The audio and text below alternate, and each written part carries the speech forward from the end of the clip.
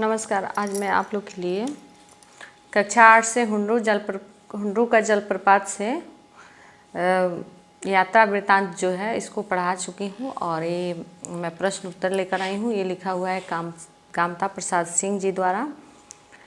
इसके शब्दार्थ को पहले हम लोग पढ़ेंगे। शब्दार्थ: नीलिमा मतलब नीलापन, तरद्दुद मतलब कठिनाई, द्रुत गति मतलब तेज चाल, गुलजार मतलब खिला हुआ, बाग मतलब बगीचा, अवर्णीय जिसका वर्णन न हो सके, उद्गम स्थान वह स्थान जहाँ से नदियाँ निकलती हैं, दर्शनीय मतलब देखने लायक, विस्मित मतलब आश्चर्यचकित, साध्य मतलब लक्ष्य। अब है पाठ से। जैसे हुंड्रू का झरना वैसे उसका मार्ग, इस कथन की व्याख्या कीजिए। हुंड्रू का झरना बहुत ही मनमोहक और आकर्षक है। उसी प्रकार उसके मार्ग से जाने पर अनेक फूल फुनगियों पर नाचती तितलियां, शोभा संपन्न अवर्णनीय घाटियां, हिंसक जीवों की आवाज़ के साथ साथ विविध पक्षियों की मीठी आवाज़ जो है वो मनमोहक लगता है। हुंड्रू का झरना कैसे बना है? हुंड्रू का झरना स्वर्ण रेखा नदी जब पहाड़ को पार करने की कोशिश में पहाड़ पर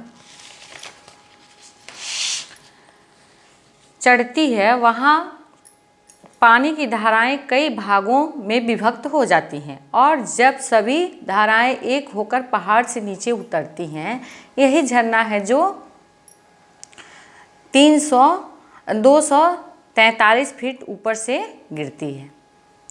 ये कई जो धाराएं हैं वो एक साथ मिल करके और 243 फीट ऊपर से गिरती हैं और ये जो है वो ही हुंड्रू का जल प्रपात है। स्वयं झरने से भी ज़्यादा खूबसूरत मालूम होता है झरने के आगे का दृश्य। उस दृश्य की सुंदरता का वर्णन अपने शब्दों में कीजिए। स्वयं झरने से भी ज़्यादा खूबसूरत मालूम होता है झरने के आगे का दृश्य। झरने के आगे जो है वो घाटी है, पहाड़ों के बीच एक पतली सी नदी बहती जाती है, जैसे थर्मामीटर में एक पतला पारा हो। प्रकृति या परमात्मा ने ये स्वर्ग जैसा सुख देने वाला इस विशाल वैभव को अपने हाथों से बनाया होगा। लेखक का कहना है कि ये प्रकृति ने ही बनाया होगा, इंसान के बस की बात नहीं है। उसके बाद है, प्रस्तुत पाठ के आधार पर समझाइए कि किसी यात्रा वृत्तांत को रोचक बनाने के लिए किन किन बातों पर ध्यान दिया जाना चाहिए। किसी भी यात्रा वृत्तांत को रोचक बनाने के लिए वहाँ के प्राकृतिक सुंदरता, वहाँ के सांस्कृतिक, आर्थिक एवं सामाजिक जीवन का वर्णन जरूरी है। यहाँ पर एक दृश्य का वर्णन दो तरह से किया गया है।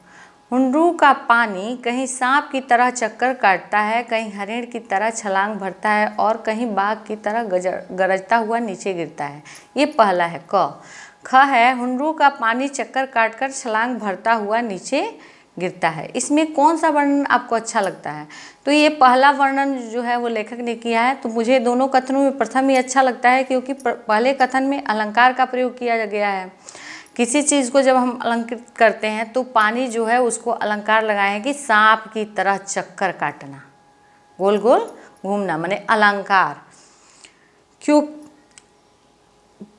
जैसे सांप की तरह चक्कर काटना। पहले कथन में वर्णन में विशेष और विशेषण का भी प्रयोग हुआ है। जो किसी वस्तु की विशेषता बताए वो उसका विशेषण होता है और जिस वस्तु की विशेषता हो रही है वो उसका विशेष होता है। तो ये था। उसके बाद है आप लोग का इतना ही प्रश्न था यहाँ पे। उसके बाद है पाठ से आगे। यहाँ पे दिया हुआ है कि आपने किसी गांव शहर की यात्राएं की होंगी, उनमें से किसी एक का यात्रा वर्णन कीजिए। तो ये आप लोग बना करके खुद से बताइएगा।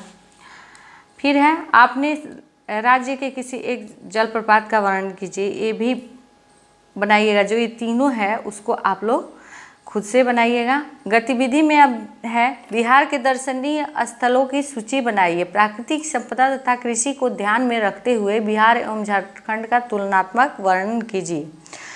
तो इसमें आप जो बिहार का बनाना है, जो बिहार के दर्शनीय स्थानों की सूची है, वो पटना में गोलघर है, चिड़ियाघर है, आगम कुआं है, बक्सर में तड़का वध स्थान है, गोपालगंज में थावे मंदिर है, इसको आप लोग लिख सकते हैं।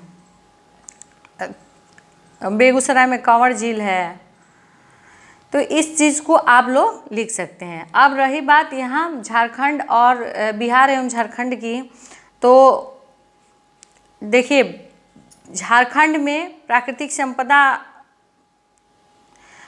ज़्यादा है, लेकिन हम लोग के बिहार में क्या है, बिहार में हम लोग के कृषि योग्य भूमि अधिक है। उसके बाद है आप लोग का क्वेश्चन, आपने अपने गांव और आसपास ईख, अरहर, सरसों के लहराते फूल पर मर्दाते हुए भौरों को अवश्य देखा होगा।